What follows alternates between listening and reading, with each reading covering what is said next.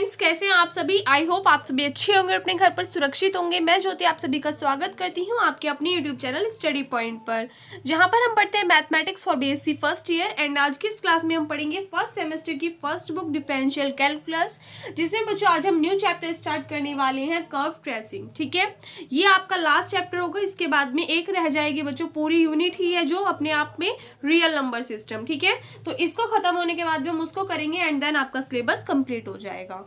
तो देखिए, आज चैप्टर स्टार्ट करने वाले हैं सिंगुलर पॉइंट्स यानी कि कर्व ट्रेसिंग। तो इसमें आज की इस वाली वीडियो में बच्चों कुछ बेसिक पॉइंट्स हैं, फॉर्मूले वगैरह हैं और कुछ टर्म्स हैं जिनको हम समझेंगे। एंड नेक्स्ट जो आपकी वीडियो होगी उसमें क्वेश्चन से स्टार्ट करेंगे। तो देखिए, सबसे पहले तो इसमें आपको जो सबसे ज्यादा वर्ड देखने को मिलने वाला है वो है concave upwards and concave downwards. तो आपको पता होना चाहिए कि कॉनकेव अपवर्ड्स किस टाइप से ड्रॉ होता है एंड कॉनकेव डाउनवर्ड्स किस टाइप से ड्रॉ होता है। तो ध्यान दीजिए कि अगर सपोज दैट हमने ग्राफ लिया, ये आपकी एक्स एक्सिस हो गई एंड ये वाली वाई एक्सिस हो गई। तो अगर आप कर्व ड्रॉ करते हो इस टाइप से, यानी कि कर्व ऊपर की साइड को ड्रॉ करते हो, तो इस टाइप के कर्व को आप क्या कहोगे, कॉनकेव अपवर्ड्स कहोगे। एंड अगर आप कर्व ड्रॉ करते हो नीचे की तरफ को, इस टाइप से कर्व ड्रॉ करते हो, देन इस कंडीशन को आप क्या कहोगे, कॉनकेव डाउनवर्ड्स कहोगे। ठीक है, दोनों सिर्फ समझने के लिए है, एग्जाम में नहीं पूछे जाते। उसके बाद में है डेफिनेशन किसकी, पॉइंट ऑफ इन्फ्लेक्शन की। ये डेफिनेशन बच्चों कभी कभी एग्जाम में पूछ ली जाती है, इसलिए आपको ध्यान में रखना है कि पॉइंट ऑफ इन्फ्लेक्शन क्या है, कहां पे इसका यूज होता है। ठीक है, इससे क्वेश्चंस बनते हैं आपके कि find the point of inflection. तो फॉर्मूला आगे पढ़ेंगे, फिलहाल टर्म समझिए कि पॉइंट ऑफ इन्फ्लेक्शन होता क्या है। तो यहाँ पे लिखा हुआ है a point where the curve crosses the tangent is a point is a point of inflection.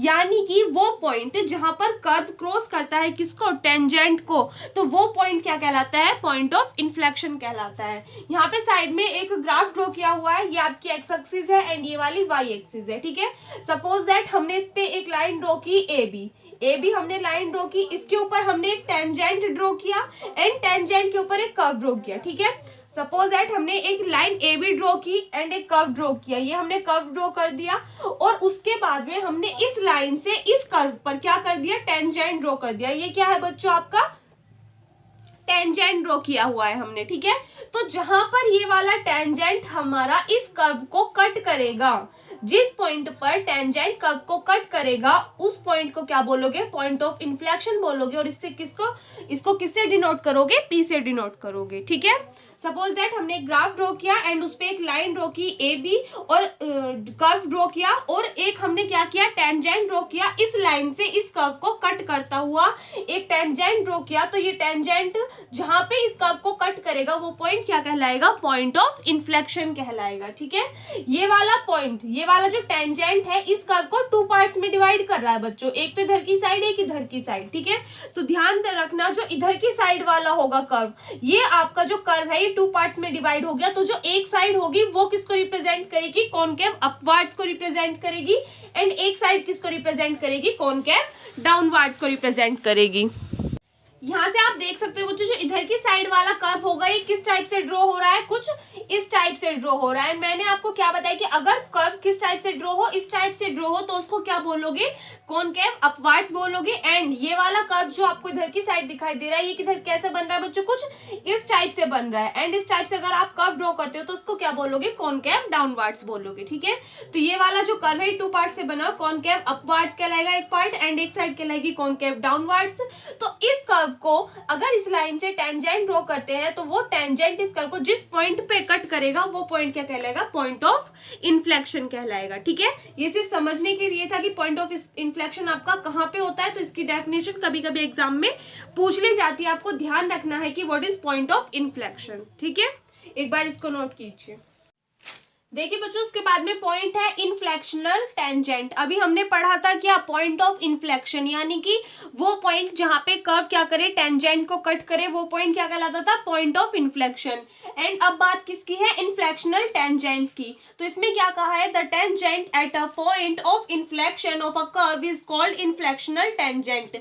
यानी कि टेंजेंट किस पे, पॉइंट ऑफ इन्फ्लेक्शन पे क्या कहलाएगा, आपका इन्फ्लेक्शनल टेंजेंट कहलाएगा। यानी कि कोई भी टेंजेंट अगर किस पे है, पॉइंट ऑफ इन्फ्लेक्शन के लिए है, तो वो क्या कहलाता है आपका, इन्फ्लेक्शनल टेंजेंट कहलाता है। यानी कि वो पॉइंट जब टेंजेंट कर्व को क्या करेगा, कट करेगा, तो उस पॉइंट को क्या कहोगे, point of inflection.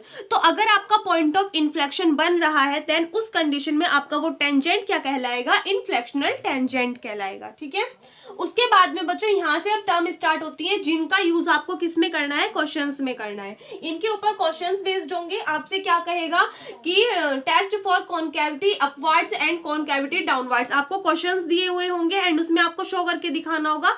Suppose that आपको एक कर्व दे दिया एंड उसके लिए आपको कह दिया कि show that this curve is concave upwards या फिर show that this curve is concave downwards. तो इस टाइप से आपको क्वेश्चंस मिलेंगे एंड आपको शो करके दिखाना होगा उनमें। ठीक है, तो यहाँ पे टेस्ट है किसके लिए, कॉनकैव अपवर्ड्स के लिए एंड कॉनकैव डाउनवर्ड्स के लिए। टेस्ट क्या है कि the curve y is equals to function of x। अगर आपको कर्व किस फॉर्म में दिया हुआ होगा बच्चों, y is equals to function of x की फॉर्म में दिया हुआ होगा।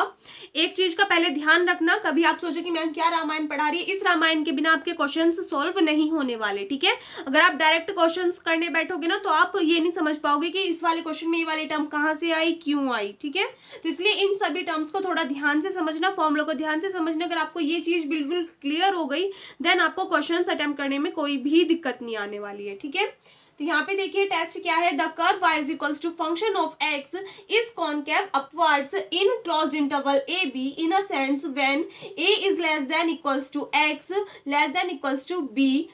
पहले यहाँ तक टर्म समझिए, इन्होंने क्या कह दिया कि अगर कर्व किस फॉर्म में दे रखा है आपको, y is equals to function of x की फॉर्म में दे रखा है, देन ये कर्व आपका कॉनकैव अपवर्ड्स होगा। किस कंडीशन में, अगर आपको इंटरवल दे रखा है क्लोज इंटरवल ए बी जिसमें जो x होगा वो कहाँ पे टेंड करेगा बच्चों, x की जो वैल्यू होगी वो a और b के बीच में होगी। यानी कि x की वैल्यू a से तो बड़ी होगी या फिर a के इक्वल होगी या फिर b से छोटी होगी या फिर b के इक्वल होगी। यानी कि जो आपका x है वो कहाँ टेंड करेगा, a और b के बीच में लाई करेगा। ठीक है, if f double dash x is greater than 0, इसका मतलब क्या है कि जब आप क्या करोगे, इसका डिफरेंशिएशन करोगे। सपोज दैट ये आपको कर्व दे दिया, इस कर्व का एक बार डिफरेंशिएशन करोगे तो f डैश x की वैल्यू मिलेगी, अगर दो बार डिफरेंशिएशन करोगे तो f डबल डैश x की वैल्यू मिल जाएगी।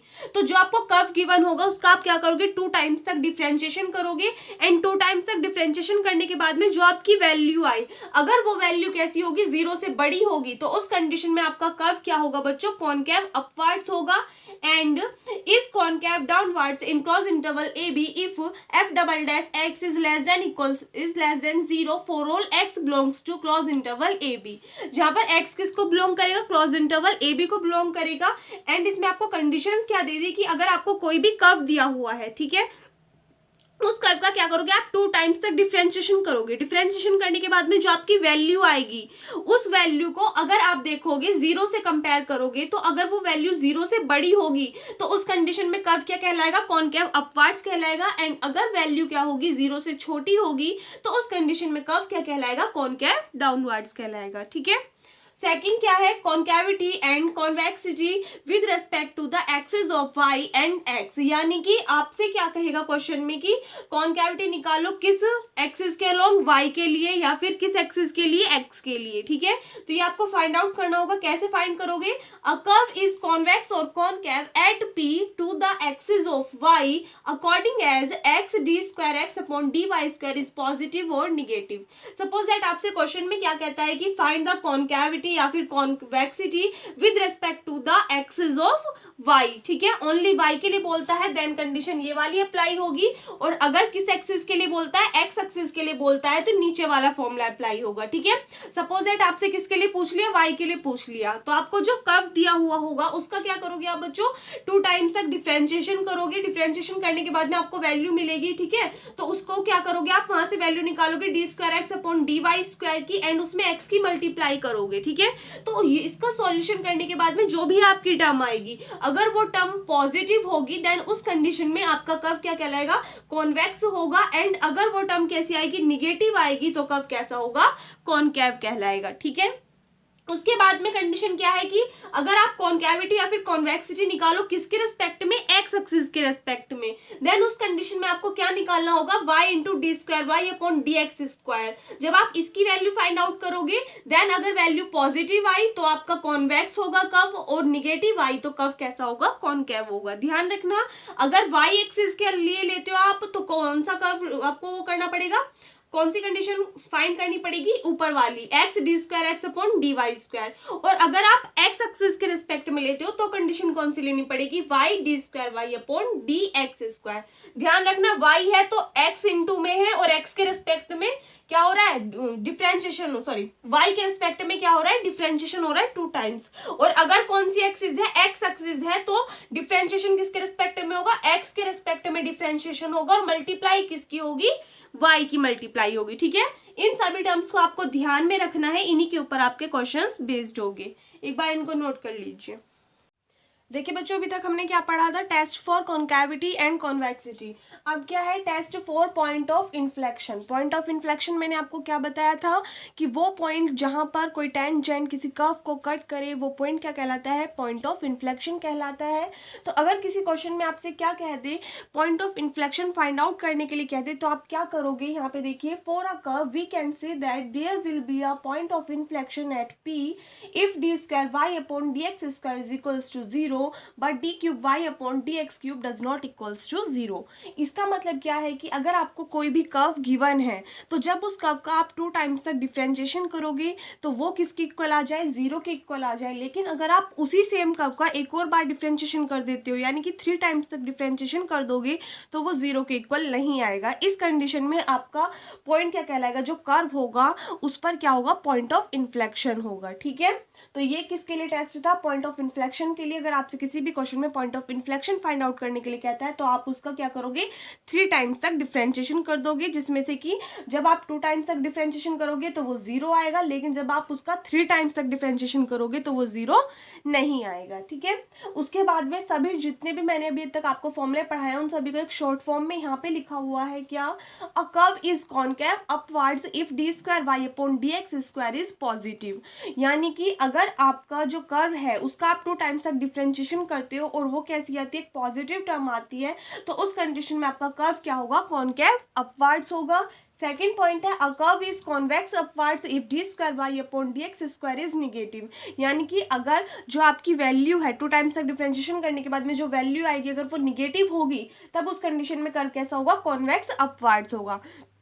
अब आप पूछोगे कि मैम अभी तो इससे पहले आपने टेस्ट में लिखाया था कि जो D square Y upon D X square निकालेंगे अगर वो निगेटिव आएगा तो जो हमारा कर्व होगा वो कॉनकेव डाउनवर्ड्स होगा। तो देखिए, अगर आपसे बोले कॉनकेव डाउनवर्ड्स या फिर बोल दे कॉन्वेक्स अपवर्ड्स तो बात सेम है। ठीक है, अगर कॉनकेव बोलेगा तो उसमें डाउनवर्ड्स वर्ड दे देगा, एंड अगर कॉन्वेक्स बोलेगा तो उसमें अपवर्ड्स वर्ड बोलेगा। ठीक है, तो इसमें कंफ्यूजन बिल्कुल भी नहीं क्रिएट करनी है आपको।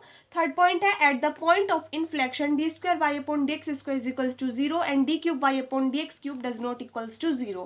ये पॉइंट मैंने अभी आपको ऊपर बताया कि अगर 2 टाइम्स तक डिफ्रेंशिएशन करोगे वो 0 के इक्वल आ जाए, लेकिन बट 3 टाइम्स तक डिफ्रेंशिएशन 0 के इक्वल ना आए तो उस कंडीशन में आपका क्या होगा, पॉइंट ऑफ इन्फ्लेक्शन होगा। फोर्थ पॉइंट क्या है कि if D Y upon D X becomes infinite then we must find the point of inflection by considering D square x upon D Y square. इसका मतलब क्या है कि अगर आपने वैल्यू निकाली किसकी, D Y upon D X की, कर्व आपको गिवन है किस फॉर्म में, Y is equals to function of X की फॉर्म में, तो जब आप उसका एक बार डिफ्रेंशिएशन करोगे तो किसकी वैल्यू मिलेगी, D Y upon D X की। तो सपोज दैट अगर ये वैल्यू कैसी आ जाए, इनफाइनाइट आ जाए, कैसी आ जाए, इनफाइनाइट आ जाए, तो उस कंडीशन में आप पॉइंट ऑफ इन्फ्लेक्शन कैसे फाइंड आउट करोगे, d square x upon D Y square से। यानी कि तब आप क्या फाइंड करोगे, जो एक्स रहेगा यानी कि जो फंक्शन रहेगा उसका डिफ्रेंशिएशन करोगे किसके रिस्पेक्ट में, वाई के रिस्पेक्ट में। पहले डिफ्रेंशिएशन किसके रिस्पेक्ट में हो रहा था, एक्स के रिस्पेक्ट में, लेकिन अगर इस कंडीशन में आपका ये वाली टर्म कैसी आ जाए, इनफाइनाइट आ जाए, तो आप डिफ्रेंशिएशन किसके रिस्पेक्ट में करोगे, वाई के रिस्पेक्ट में करोगे, वो भी 2 टाइम्स, तब आपका क्या मिलेगा, पॉइंट ऑफ इन्फ्लेक्शन आपको मिलेगा। ठीक है, कंडीशन यही रहेगी, इसमें क्या हो जाएगा, y की जगह x हो जाएगा, यहाँ पे x की जगह y हो जाएगा, यानी कि d square x upon D Y square is equals to 0 आएगा, but d square x upon D y sorry d cube x upon D y cube does not equals to 0 आएगा। ठीक है, क्लियर है ये सभी टर्म्स, एक बार इनको note कर लीजिए। देखिए बच्चों, अब बात करते हैं पोलर कर्व्स की। पोलर कर्व क्या होते हैं, कोई भी इक्वेशन पोलर का फॉर्म में कब कहलाती है कि अगर कोई भी इक्वेशन आपकी किस फॉर्म में हो, आर और थीटा की फॉर्म में हो, तो वो इक्वेशन क्या कहलाती है, आपकी पोलर इक्वेशन कहलाती है।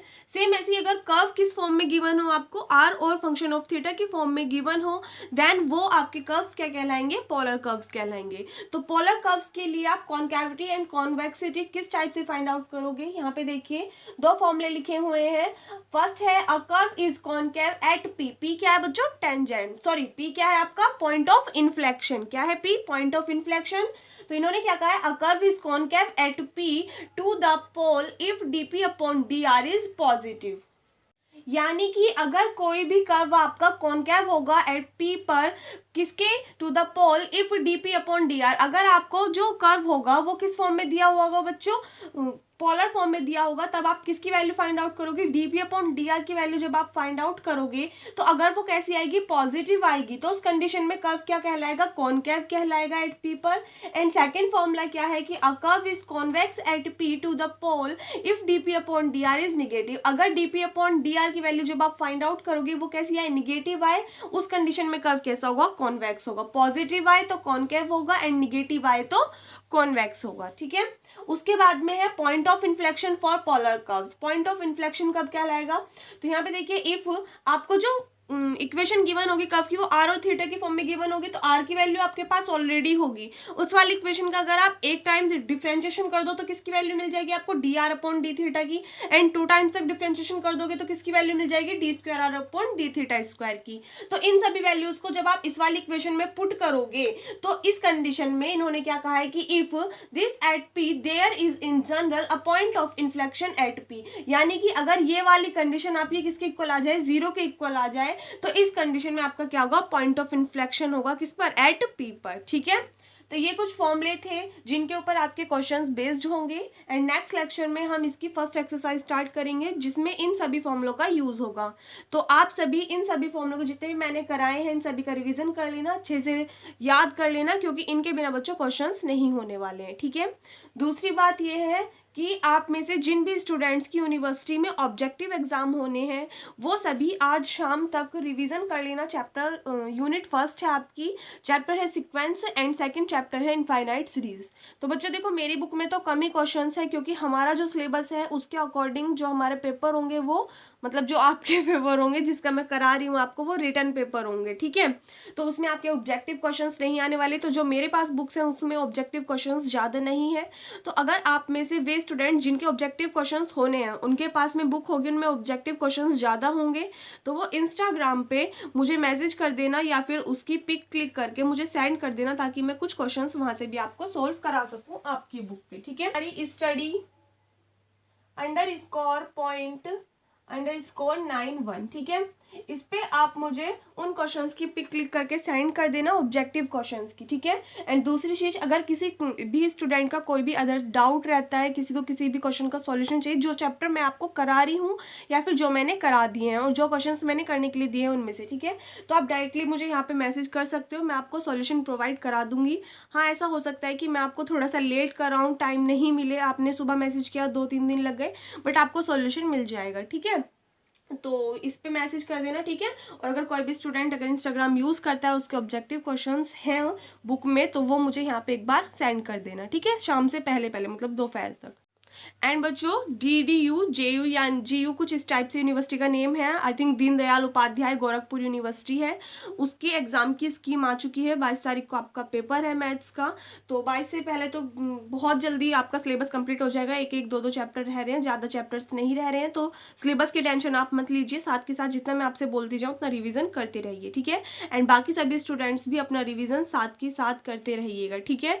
मैथ्स है, मैथ्स में प्रैक्टिस की सबसे ज़्यादा ज़रूरत है। एंड वो स्टूडेंट्स जो बोल रहे हैं कि मैम आपने ये वाले क्वेश्चन छुड़वाए हैं, ये वाले क्वेश्चन छुड़वाए हैं, तो बेटा बस एक ही बात मैं आपसे बोलना चाहती हूँ कि मेरा पर्पज़ यहाँ पे आपका क्वेश्चन छुटवाने का नहीं है। मैं नहीं चाहती कि आपके क्वेश्चन छूटे, लेकिन हाँ मैं इस टाइम पे मेरा फोकस सिर्फ इतना, अब जैसे कि उनके एग्जाम्स आ गए, सपोज दैट मैं एक्सरसाइज तो सारी करा रही हूँ, आपको पॉइंट टू पॉइंट बता रही हूँ, लेकिन क्या हो रहा है आपका 15-20 दिन में एक ही चैप्टर खत्म हो रहा है। उस चीज़ से क्या बेनिफिट है, मैंने एक चैप्टर तो आपको करा दिया, लेकिन आपके एग्जाम में पूरी बुक आने वाली है, सारा सिलेबस आने वाला है, तो वहाँ पर मैं एक चैप्टर तो आपको अच्छे से करा दूंगी, लेकिन एग्जाम वाले ये नहीं देखेंगे कि सिर्फ आपको एक ही चैप्टर करना है, वो आपको कंप्लीट बुक में से देंगे। फिर आप कहोगे मैम ने तो एक ही चैप्टर कराया, भले ही हमें अच्छे से करा दिया हो, फिर आप मुझे ब्लेम करोगे, ठीक है। तो इसलिए फिलहाल हमारा फोकस है कि जितने भी इंपॉर्टेंट क्वेश्चंस हैं जो कि आपके सिलेबस में आने वाले हैं, ठीक है, पेपर में आने वाले हैं और आपके सिलेबस में भी है, एटलीस्ट कम से कम वो सभी टॉपिक्स तो हम कवर कर ही लें।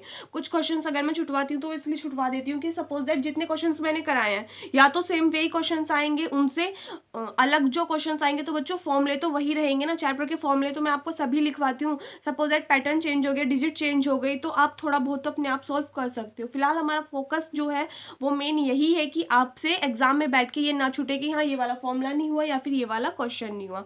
तो पहले हम उन सभी को करेंगे एंड मेरी आपको यही एडवाइस है कि जब आप एग्जाम की प्रिपरेशन करने लगो, सपोज दैट आपका परसों एग्जाम है तो आज अगर आप प्रिपरेशन कर रहे हो तो सबसे पहले आपको वो टॉपिक्स कवर करनी चाहिए जो इंपॉर्टेंट है एग्जाम के पॉइंट ऑफ व्यू से। मैं ये नहीं बोल रही कि आप पढ़ो मत, सारा कंप्लीट सिलेबस जो है वो उसको कवर करो, उसको अच्छे से पढ़ो, लेकिन सबसे पहले उन पॉइंट्स पे फोकस कीजिए जो आपको पता है कि हाँ एग्जाम के लिए इंपॉर्टेंट है एंड एग्जाम में आएंगे भी या फिर आ भी सकते हैं, ठीक है। तो सबसे ज़्यादा फोकस आपको उन्हीं पे करना है और उसके बाद में बाकी सभी जितने भी क्वेश्चन है, सपोज दैट एक एक्सरसाइज में आपके 50 क्वेश्चन दे दिए, ठीक है, प्रैक्टिस के लिए, तो उनमें से अगर 20 क्वेश्चन इंपॉर्टेंट है ना तो पहले आप उन पे फोकस कीजिए, उसके बाद में उन 30 को कवर कीजिए, ठीक है। तो बस इतनी सी बात थी, तो आज की वीडियो में बस इतना ही। अगर आपको वीडियो अच्छी लगी हो तो वीडियो को लाइक कर देना, अपने फ्रेंड्स के साथ में शेयर कर देना। अगर आप चैनल पर नहीं हो तो प्लीज़ चैनल को सब्सक्राइब कर देना। मिलते हैं नेक्स्ट वीडियो में, तब तक के लिए घर पर रहिए, सुरक्षित रहिए, धन्यवाद।